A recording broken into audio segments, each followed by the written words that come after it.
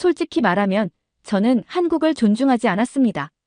52세의 프랑스 교수 에티엔 드 라몽은 강의실에서 떨리는 목소리로 고백했습니다. 빠른 성장, 요란한 마케팅, 과장된 성공담. 그가 한국을 떠올릴 때 머릿속에 자동으로 떠오르던 단어들이었죠. 학회에서는 한국 모델의 한계를 은근히 비판했고 한국계 학생 하나가 관련 질문을 했을 때도 대수롭지 않게 넘겼습니다.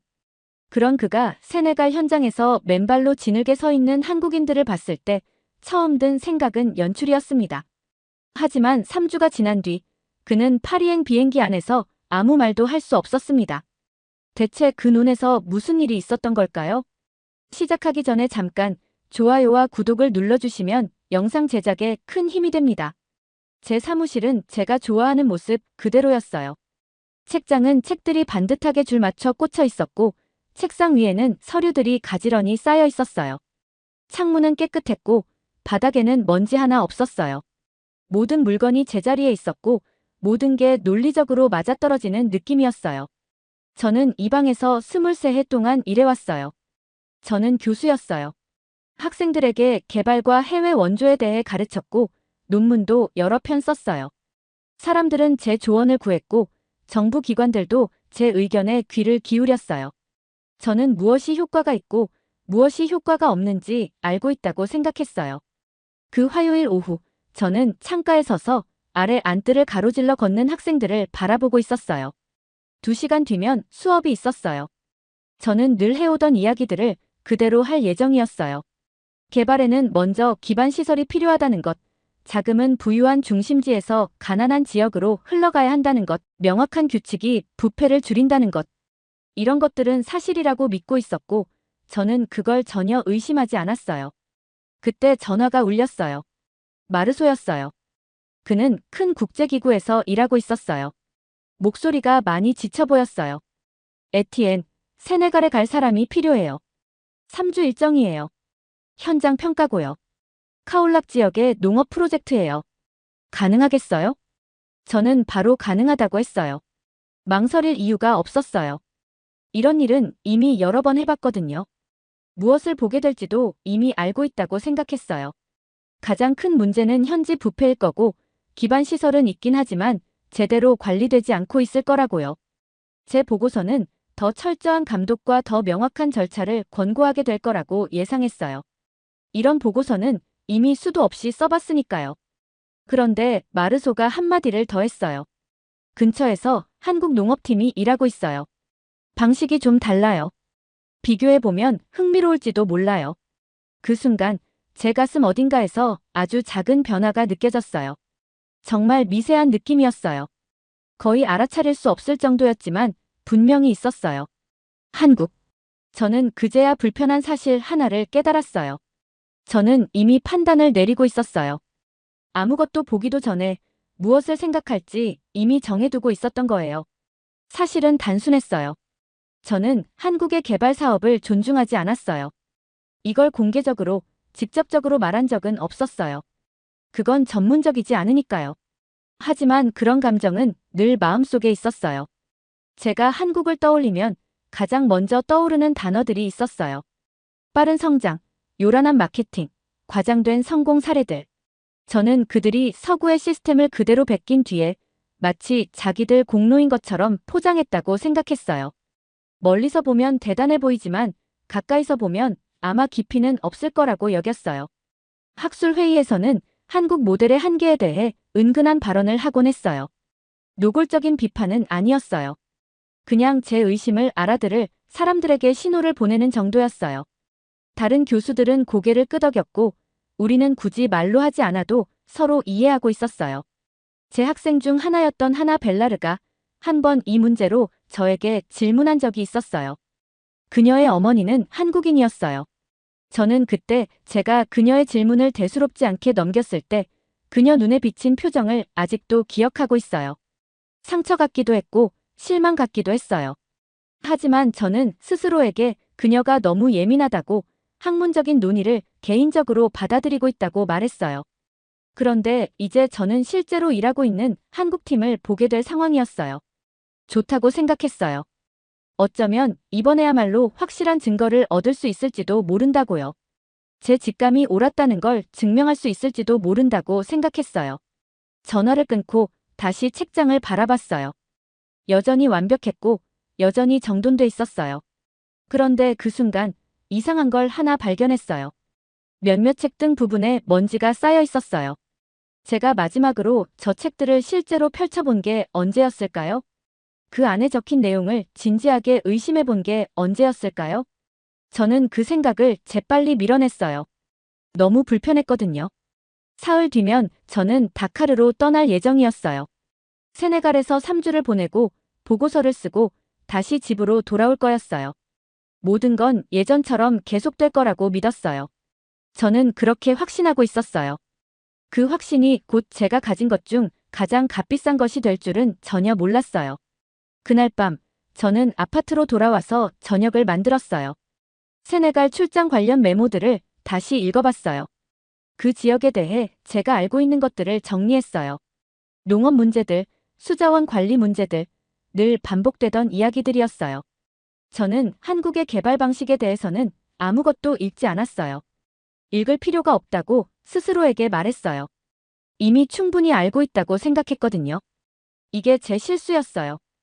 유일한 실수는 아니었지만 첫 번째 실수였어요. 다음 날 아침, 저는 여행 가방을 쌌어요.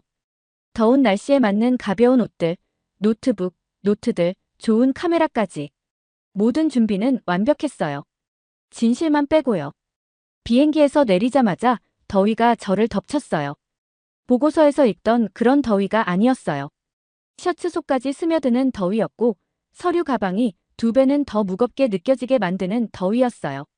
머리와 어깨를 짓누르는 듯한 더위였어요. 공항에서는 피에르가 저를 맞이했어요. 그는 프랑스 개발 사업의 현지 코디네이터였어요. 에어컨이 거의 작동하지 않는 흰색 랜드크루저를 몰고 다녔어요. 이틀 동안 그는 프랑스가 지원한 지역들을 안내해줬어요. 더 이상 물이 나오지 않는 우물들을 봤고 문이 굳게 잠긴 농업교육센터들도 봤어요. 부서진 채로 방치돼 있다가 오지 않는 부품을 기다리고 있는 관계 시설도 함께 걸어다녔어요. 이건 제가 예상했던 그대로였어요. 너무 익숙해서 오히려 편안하게 느껴질 정도였어요. 저는 이걸 어떻게 보고서로 써야 할지도 알고 있었고 어떤 권고안을 내야 할지도 알고 있었어요. 피에르는 현장마다 똑같은 말을 했어요. 문제는 유지관리예요. 우리는 만들고 교육도 해요. 그런데 그걸 계속 굴리지 않아요. 저는 고개를 끄덕였어요. 이런 설명은 정말 수도 없이 들어봤거든요. 제 보고서에도 더 부드러운 표현으로 이미 여러 번 써왔던 말이었어요. 역량 강화의 어려움, 제도적 지속 가능성의 공백 같은 표현들이요. 하지만 의미는 늘 같았어요. 셋째 날 아침, 피에르가 한 말 때문에 제 커피가 유난히 쓴맛으로 느껴졌어요. 오늘은 한국구역에 가볼 거예요. 분위기가 좀 다를 거예요. 그래도 속지 마세요. 오래 가는지 한번 봅시다. 그날 밤, 저는 잠을 제대로 잘 수가 없었어요. 방 안의 에어컨은 덜컹거리며 기침하듯 소리를 냈고 창밖에서는 제가 알아들을 수 없는 원로프어가 들려왔어요. 저는 완전히 읽어낼 수 없는 곳에 와 있었어요. 다음 날 아침, 우리는 카올락으로 향했어요. 창밖의 풍경이 점점 바뀌었어요. 붉은 흙, 듬성듬성 서 있는 나무들, 평평한 땅 위에 흩어져 있는 작은 마을들. 그리고 그들을 봤어요.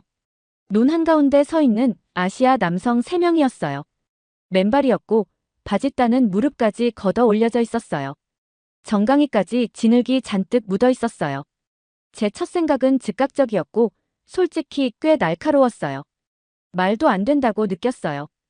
이건 연출이라고 생각했어요. 개발 사업은 사무실에서 하는 거잖아요. 노트북이랑 프로젝트 관리 프로그램으로 하는 거지 농부처럼 진흙 속에 서서 하는 게 아니라고요. 피에르가 웃으면서 말했어요. 보시다시피 아주 현장 중심이죠. 그런데 우리가 조금 더 가까이 다가가자 제 성급한 판단과는 맞지 않는 장면들이 보이기 시작했어요. 이 사람들은 카메라 앞에서 포즈를 취하고 있는 게 아니었어요. 사진가도 없었고 시찰 온 공무원도 없었고 구경꾼도 없었어요. 정말로 일을 하고 있었어요. 한 남자는 세네갈 농부 옆에 쪼그리고 앉아서 함께 벼 뿌리를 들여다보고 있었어요. 옆에서는 통역이 조용히 말을 옮기고 있었어요. 또 다른 남자는 단순한 나무 막대기로 물의 깊이를 재고 있었어요. 막대기에는 선이 그어져 있었어요. 화려한 장비는 아니었어요. 그냥 나무와 표시뿐이었어요.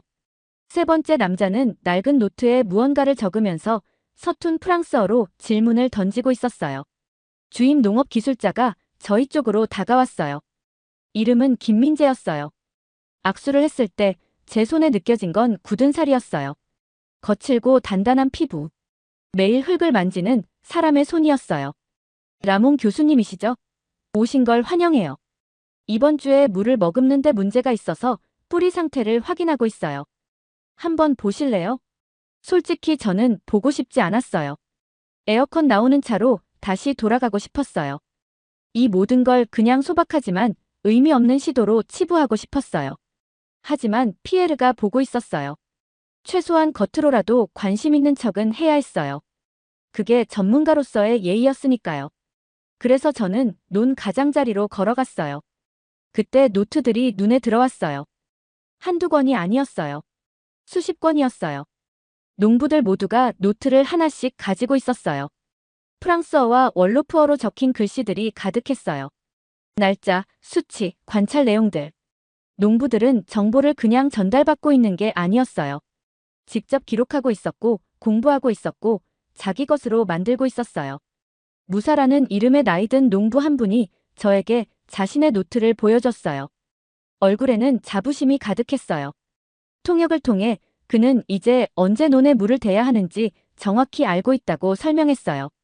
물의 깊이가 어느 정도여야 하는지도 알고 있었고, 어떤 종자가 이 지역 토양에 가장 잘 맞는지도 알고 있었어요.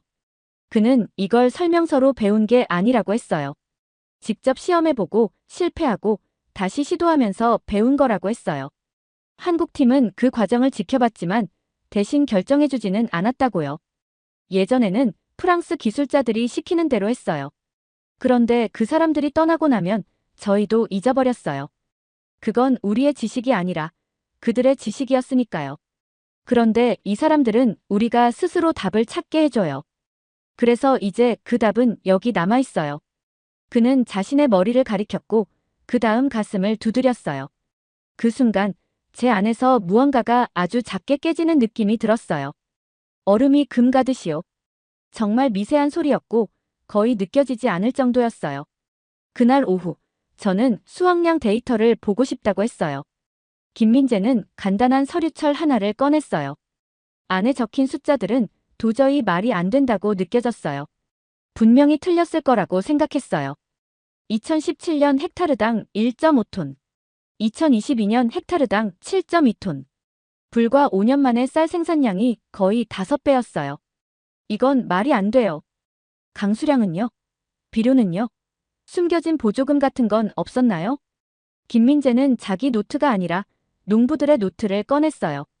모든 변수들이 기록돼 있었어요. 강수량은 오히려 2020년과 2021년의 평균보다 낮았어요. 비료 사용량은 30%나 줄어 있었어요. 숨겨진 돈도 없었고 통계적인 속임수도 없었어요. 제 안의 균열이 더 넓어졌어요.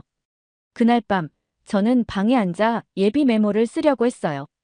하지만 단어들이 나오지 않았어요. 손에는 펜을 쥐고 있었지만 생각은 전혀 다른 곳에 가 있었어요. 메모 대신 저는 질문을 쓰고 있었어요. 왜 이게 되는 걸까? 내가 보지 못하고 있는 건 뭘까? 나는 무엇을 끝까지 보려 하지 않았을까? 저는 그 질문들을 한참 동안 바라보다가 노트를 덮었어요. 불을 껐어요. 하지만 잠은 오지 않았어요. 창밖에서는 제가 알아들을 수 없는 세네갈의 밤소리들이 가득했어요. 벌레 소리, 멀리서 들리는 사람들의 목소리, 이름조차 알 수 없는 식물들 사이로 스치는 바람 소리. 저는 이해하지 못하는 곳에 있었고 설명할 수 없는 결과를 보고 있었고 느끼고 싶지 않은 감정을 느끼고 있었어요. 의심이었어요. 그 다음 한 주 동안 저는 늘 하던 일을 반복했어요. 데이터를 모으고 기록을 다시 확인하고 어딘가 잘못됐을 거라는 전제를 붙잡고 오류를 찾으려 애썼어요. 프랑스 구역 농부들, 한국 구역 농부들을 차례로 만나 인터뷰했고 10년치 강수량과 비료 기록도 다시 살펴봤어요.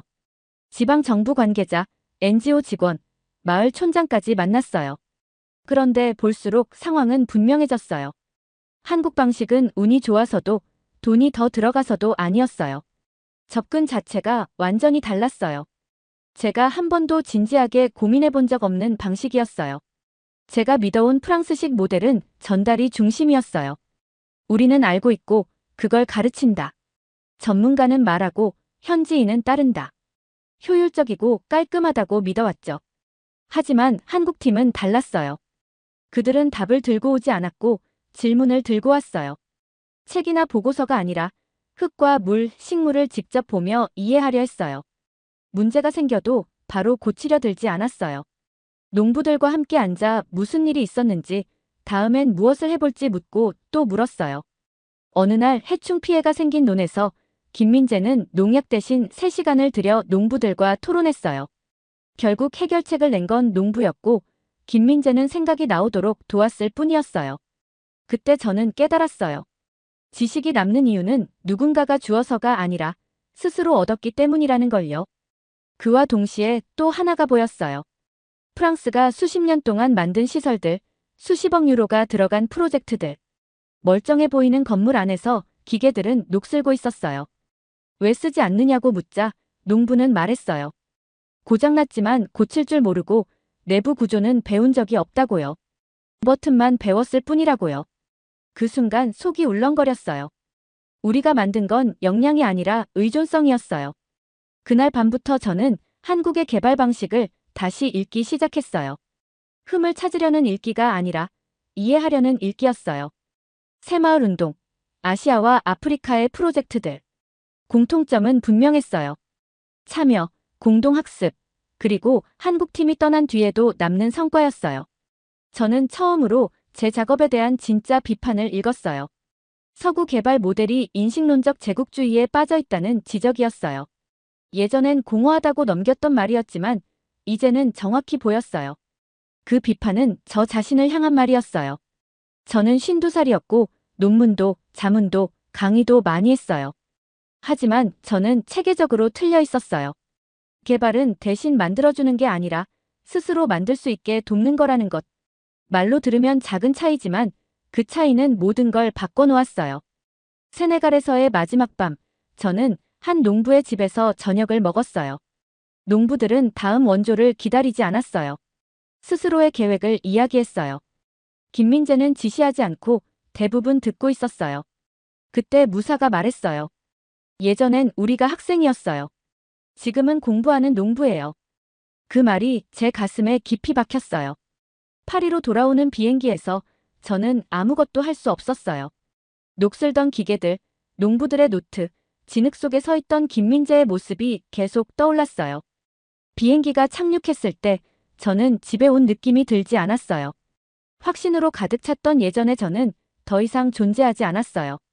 제가 어떤 사람이 되어갈지는 아직 몰랐어요. 하지만 한 가지는 분명했어요. 이전으로는 돌아갈 수 없다는 것만큼은요. 강의실 문이 쾅 닫히는 소리가 너무 크게 들렸어요. 저는 순간 움찔했고 손바닥은 살짝 젖어 있었어요. 책상 위 리모컨이 유난히 무겁게 느껴졌고요. 오늘 저는 단순히 새 사례를 소개하는 게 아니라 제 인생을 바꿀 고백을 하려 했어요. 저는 파리 국립대학에서 국제개발과 원조를 가르쳐온 에티엔 드 라몽 교수였어요. 20년 넘게 개발은 기반 시설에서 시작한다. 투자는 중심에서 바깥으로 흐른다. 규칙과 절차가 부패를 줄인다를 확신하며 가르쳤어요. 특히 한국에 대해서는 마음속 편견이 있었어요. 빠른 성장, 요란한 마케팅, 과장 서구를 따라하고 공만 챙긴다고 충분한 근거도 없이 단정했어요. 그 감정이 제 분석과 강의에 은근히 섞여 있었고요. 3개월 전, 저는 세네갈 카올락 지역을 평가하러 갔다가 믿기 힘든 장면을 봤어요. 그래서 오늘 120명 학생 앞에서 그 이야기를 꺼내려 했어요. 앞줄에는 한국인 어머니를 둔 하나가 있었고 프랑스 모델을 가장 강하게 옹호하던 마티웨, 숫자에 집착하는 독일 교환학생 요나스, 날카로운 샬럿도 있었어요. 저는 수백 번 발표했지만 오늘은 달랐어요. 오늘은 남을 비판하는 게 아니라 저 자신을 깨부수는 날이었거든요. 여러분, 오늘 저는 제가 20년 넘게 가르쳐온 내용의 상당 부분을 바로잡아야 해요. 타이핑 소리가 멈추고 침묵이 내려앉았어요. 저는 말했어요. 제가 믿던 서구식 원조 모델은 세네갈에서 결정적으로 실패했어요. 그 빈자리를 한국식 협력이 예상 밖의 방식으로 채우고 있었어요. 마티웨가 일어나 따졌어요. 60년 동안 학교, 병원, 도로를 지어온 게 실패라는 건가요? 그 두려움이 이해됐어요. 3개월 전에 저도 그랬으니까요. 저는 그래프를 보여줬어요. 1960만 2020년 원조는 늘었는데 생산성은 거의 평평했어요. 60년간 약 1200억 유로가 들어갔지만 1인당 곡물 생산은 연 0.8% 상승에 그쳤어요. 샬럿이 부패 때문 아닌가요? 묻자 저는 고개를 저었어요. 한국팀이 일한 곳에선 부패가 줄었어요. 방식이 달랐거든요. 그리고 사진 한 장을 띄웠어요. 논 한가운데 맨발로 지늘게 서 있는 한국 전문가들. 마티웨가 비웃듯 물었어요. 땀 흘리는 게 해답인가요? 저는 솔직히 말했어요. 저도 처음엔 그렇게 생각했어요. 하지만 그들은 현장에서 농부들과 함께 뿌리를 만지고 흙을 확인하며 답을 주기보다 질문으로 생각을 끌어냈어요. 센서처럼 설치하고 떠나는 방식이 아니라 농부가 이해하고 스스로 운영하게 만드는 방식이었어요. 결정적인 숫자는 이거였어요. 2017년 헥타르당 1.5톤이던 쌀 수확이 2022년 7.2톤으로 올랐어요. 요나스도 얼어붙었고 저는 강수량이 적었던 해에도 증가가 이어졌고 비료 사용은 오히려 줄었다고 설명했어요. 프랑스식은 외부 기술자가 떠나면 성과가 떨어졌지만 한국 방식은 팀이 떠난 뒤에도 유지되거나 더 좋아졌어요. 이유를 묻자 하나가 조용히 답했어요. 농부들이 스스로 할 수 있게 배웠으니까요. 맞았어요. 프랑스는 시설을 남겼지만 한국은 스스로 굴리는 방법을 남겼어요. 저는 또 고백했어요. 처음엔 이걸 인정하지 않았어요.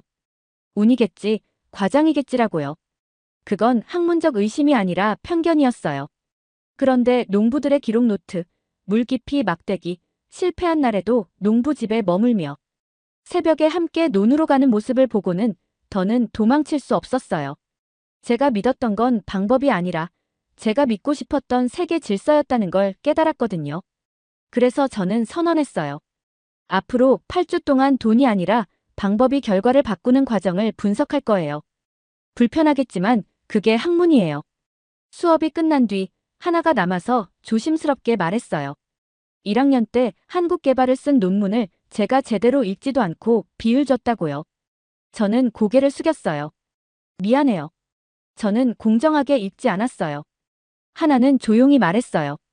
그래도 지금은 읽고 계시잖아요. 그게 중요해요.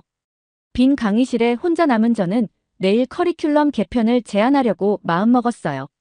과학의 방향을 튼다고 비난받을 수도 있겠죠. 그래도 확신 쪽에서 실수하느니 겸손 쪽에서 실수하고 싶었어요. 세네갈이 준 진짜 교훈은 프랑스 대 한국이 아니라 시험해보지도 않은 전제에 기대어 진실을 착각할 때 우리가 얼마나 쉽게 사람을 놓치는가였어요. 저는 52살, 23해를 가르쳤어요. 그리고 이제서야 저는 진짜로 배우기 시작했어요. 잘 들으셨나요? 세상에는 가슴 따뜻한 이야기들이 가득합니다. 감동 힐링 사연은 해외에서 전해지는 감동적인 사연들을 소개하며 다양한 이야기들을 통해 위로와 희망, 그리고 하루의 힐링을 선물해드립니다. 조그마한 힐링이 되셨다면 구독과 알림 설정도 큰 힘이 되어요. 다음 영상에서 더 좋은 사연으로 찾아뵙겠습니다. 시청해주셔서 감사합니다.